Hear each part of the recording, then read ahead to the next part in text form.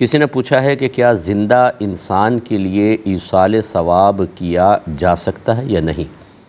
جی بالکل کر سکتے ہیں، اس میں کوئی مسئلہ نہیں ہے۔ جیسے کہ حدیثوں کے اندر بھی یہ چیز موجود ہے، اور نبی کریم صلی اللہ علیہ وسلم کی طرف سے چونکہ اجازت شدہ ہے، ہمارے فقہاء علماء نے واضح طور پہ فرمایا کہ جو دنیا سے پردہ فرما چکے، جو دنیا میں موجود ہیں بلکہ جو قیامت تک آئیں گے، ان کو بھی آپ ثواب ایصال کر سکتے ہیں، تو اس میں شرعاً کوئی حرج نہیں ہے۔ یہ بھائی نے فرمایا کہ میرا ایک پرنٹنگ پریس ہے، میں پیپر لے کر بکس بناتا ہوں، تو اگر سال گزر جائے تو زکوٰۃ کتابوں پر ہوگی یا جو میں نے پیپر لیا ہے اس پر ہوگی؟ دیکھیں، یہ دو طرح کے معاملات ہوتے ہیں۔ ایک تو یہ کہ جیسے آپ نے کاغذ لے لیا اور کوئی آرڈر کرتا ہے تو وہ مسودہ دے دیتا ہے، اس کو پرنٹ کر کے آپ دیتے ہیں، اس صورت میں آپ کتاب کے مالک نہیں ہوتے، کتاب کا مالک وہی ہوتا ہے، بس آپ تیار کر کے دیتے ہیں اور یہ کاغذ کے آپ مالک ہیں بہرحال۔ تو اگر یہی صورتحال ہے تو سال کے آخر میں جتنا کاغذ موجود ہوگا اس کے اوپر زکوٰۃ بنے گی۔ جو آپ نے کتابیں تیار کر کے فرض کر لیں گودام میں رکھی ہوئی ہیں، وہ آپ کا مال نہیں ہے، وہ آپ نے سمجھ لیں اپنی سروس پرووائڈ کی ہے، اس کی آپ اجرت لیں گے، لہذا اس پر زکوٰۃ نہیں ہوگی، اس کے اوپر ہوگی۔ اور اگر ایسا ہوتا ہے کہ آپ کاغذ خریدتے ہیں، خود مسودہ تیار کرتے ہیں، کتاب چھاپتے ہیں اور کتاب کو سیل کرتے ہیں، اس صورت میں دونوں پر ہوگی۔ جو تیار شدہ کتابیں ہیں چونکہ وہ بھی مال تجارت ہے، اور جو آپ نے کاغذ لے کے رکھا ہوا ہے چونکہ فی الحال تو یہ مال تجارت نہیں، لیکن کتابی شکل میں آ کر یہ مال تجارت ہو جائے گا، تو جتنا را میٹیریل آپ کے پاس پڑا ہوتا ہے فیکٹری وغیرہ میں، وہ سب مال تجارت میں شمار ہوتا ہے۔ اب ان دونوں کے اوپر زکوٰۃ بنے گی۔ یہ کہتے ہیں کہ ہم نے یہ دیکھا، ایک شادی میں گئے تھے تو جب دولہا دلہن ہال میں آئے تو ان کی آمد پر اسمائے الہیہ وہ ریکارڈنگ میں بجنے شروع ہو گئے۔ تو اس کا کیا حکم ہے؟ سننے والوں میں سے جس نے اسے پسند کیا اور زبان سے اظہار کیا خوشی کا یا ویسے دل میں، تو ان کے لیے کیا حکم ہے؟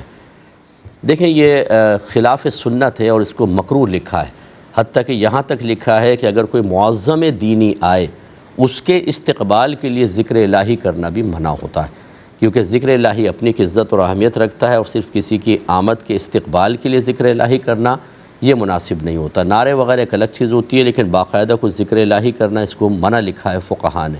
اور چاہے جائے کہ آپ دلہا اور دلہن آ رہے ہیں اور آپ اسمائے الہیہ ریکارڈنگ میں لگا دیں، صرف اس لیے کہ ایک ویڈیو بنے گی، اور اس میں ہوتا یہ ہے کہ لوگوں کی کوئی توجہ نہیں ہوتی، بدتمیزیاں، مطلب بچے بھاگ رہے ہیں، شور شرابہ چل رہا ہے۔ اس طریقے سے اللہ تبارک و تعالیٰ کے ناموں کے لیے تحقیر کا سا پہلو نکلتا ہے، اس لیے ہماری گزارش ہے کہ ایسا نہ کریں۔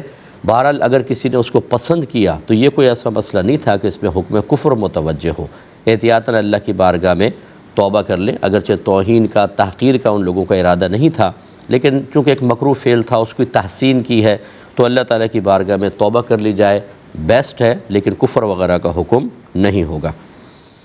یہ کہتی ہیں کہ اگر کوئی خاتون حالت حیض میں ہوں اور یہ اسپین کی جو مسجد قرطبہ ہے، کیا اس میں وہ وزٹ کے لیے جا سکتی ہیں؟ اب اس مسجد کے اندر مطلب کوئی نماز وغیرہ تو بالکل پڑھنا منع ہی ہے، صرف لوگ آتے ہیں، چونکہ پرانی مسجد ہے تو اس کو آ کر اس کی زیارت کرنے آتے ہیں، وزٹ تصویر وغیرہ بناتے ہیں، تو حالت حیض میں عورت اس میں داخل ہو سکتی ہے نہیں؟ میری بہن، وہ نہیں داخل ہو سکتی۔ یہ اچھی طرح یاد رکھیں کہ جب ایک مسجد بنا دی جاتی ہے تو فقہ حنفی کے معتبر اور مفتہ بھی قول کے مطابق وہ قیامت تک مسجد ہے، اب اس کو کوئی ختم نہیں کر سکتا، لہٰذا وہ مسجد ہے اور مسجد کا احترام لازم ہے۔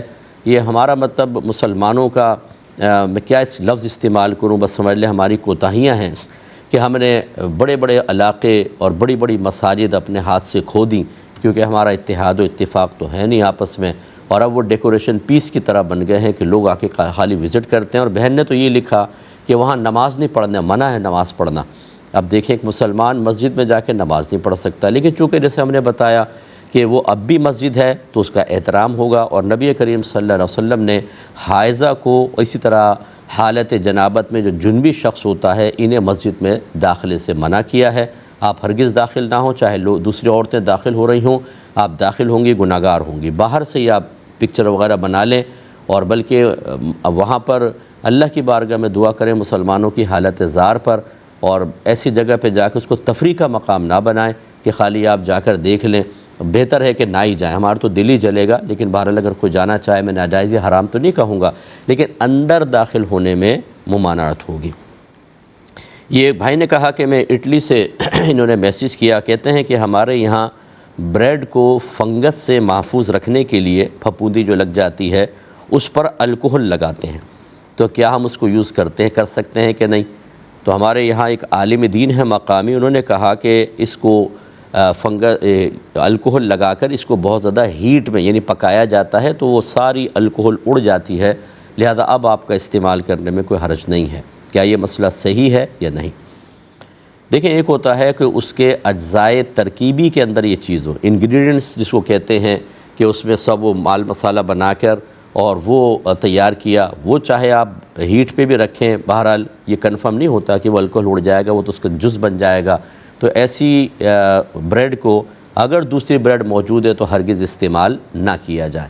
لیکن اگر ایسا ہے کہ وہ بریڈ کا بالکل پیس تیار ہو کر پھر اس کے یا پوری جیسے بریڈ تیار ہو کر اس کے اوپر خالی لگاتے ہیں اور پھر وہ واقعی وہ بہت زیادہ ہیٹ پہ رکھی جاتی ہے اور اس سے وہ اڑ جاتی ہے، تو اس کی گنجائش نکل سکتی ہے، جیسے آپ کے مقامی عالم صاحب نے فرمایا، اگرچہ تقوی یہی ہے کہ دوسری موجود ہو تو اس کو بھی استعمال نہ کیا جائے۔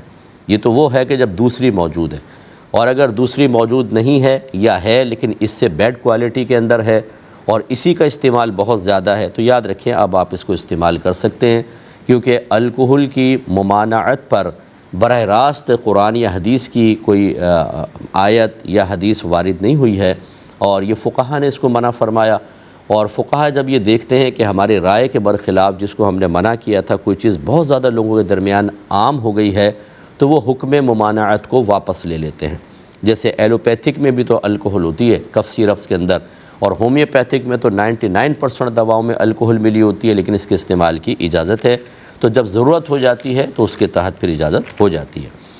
ایک کالر ہمارے ساتھ ہیں، کال لیں گے۔ السلام علیکم۔ وعلیکم السلام، مفتی صاحب کیا حال ہیں؟ اللہ کا بڑا کرم۔ میرے 4 سوالات ہیں۔ جی۔ پہلا سوال یہ ہے کہ وضو کرتے وقت پانی کی چھینٹیں کپڑوں پر پڑے تو کیا حکم ہوگا کپڑوں کا اور وضو کا؟ جی ٹھیک ہے۔ دوسرا یہ کہ وتر کی 3 رکعات میں الگ الگ صورتیں پڑھنی چاہیے یا ایک بھی پڑھ سکتے ہیں؟ ٹھیک ہے۔ اور تیسرا یہ سوال ہے کہ وتر میں دعائے قنوت ہی پڑھنی چاہیے یا کوئی اور دعا بھی پڑھ سکتے ہیں؟ ٹھیک ہے۔ اور میرا آخری کوشچن یہ ہے کہ ایک شخص ایک بار درود پاک پڑھتا ہے اور دل میں یہ نیت کرتا ہے کہ میں 1 کروڑ یا 1 لاکھ مسلمان کو اصالِ ثواب کرتا ہوں، تو اس کو 1 کروڑ یا 1 لاکھ درود پاک پڑھنے کا اصالِ ثواب ملے گا؟ اس کو ثواب حاصل ہوگا۔ ٹھیک ہے، میں بتاتا ہوں، میں عرض کرتا ہوں۔ یہ لے لیتے ہیں کہ چلیں پہلے ایک اور کالر ہیں۔ السلام علیکم۔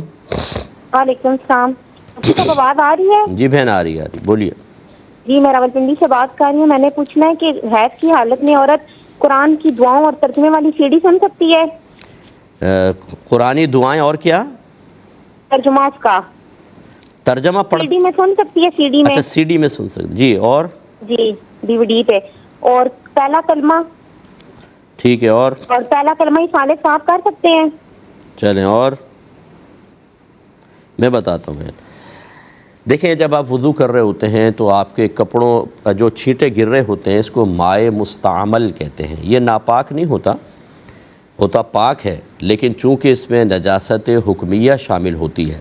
نجاست حکمیہ اسے کہتے ہیں جو نظر تو نہیں آتی لیکن شریعت نے اس پہ نجاست کا حکم دیا ہے، اسی لیے آپ اگر بے وضو ہیں تو آپ نماز نہیں پڑھ سکتے، حالانکہ بظاہر جسم پہ تو کوئی گندگی نہیں ہے، لیکن شریعت نے کہا کہ ہے تم پر ایک نجاست، وضو کرو۔ ایسی جب حالت جنابت طاری ہوتی ہے، غسل ہم پہ واجب ہو جاتا ہے تو ہمارے جسم پہ تو کچھ نظر نہیں آتا، شریعت کہتی ہے نجاست، مانو کہ ہم نے کہا ہے غسل کرو تاکہ یہ نجاست دور ہو جائے۔ جب آپ وضو کرتے ہیں تو وہی نجاست حکمیہ دھل کے گر رہی ہوتی ہے، اور اپنے کپڑوں کو جیسے نجاست حقیقیہ سے جو نظر آتی ہے اس سے دور رکھنا لازم ہوتا ہے، ایسے ہی نجاست حکمیہ سے بھی دور رکھنا چاہیے۔ لیکن مسئلہ یہ ہوتا ہے کہ جب آپ وضو کرتے ہیں تو عمومی طور پر چھینٹیں کپڑوں پہ آ جاتی ہیں، یا جیسے آپ مسجد میں چہرہ دھویا پھر ہاتھ دھو رہے ہیں تو یہاں سے ٹپک جاتا ہے، تو بہرحال کپڑے ناپاک نہیں کہلائیں گے، لیکن بلا ضرورت مائع مستعمل کو اپنے کپڑوں پر گرانا یہ بھی مناسب نہیں ہوتا۔ یہ زیادہ سے زیادہ مکروہ تنزیہی ہے، یعنی کپڑوں پہ گر جائے تو شریعت نے پسند نہیں کیا، لیکن اس کی وجہ سے کوئی سخت حکم نہیں لگے گا، لہذا آپ کا وضو بھی ٹھیک ہے اور آپ کے کپڑے بھی پاک ہیں۔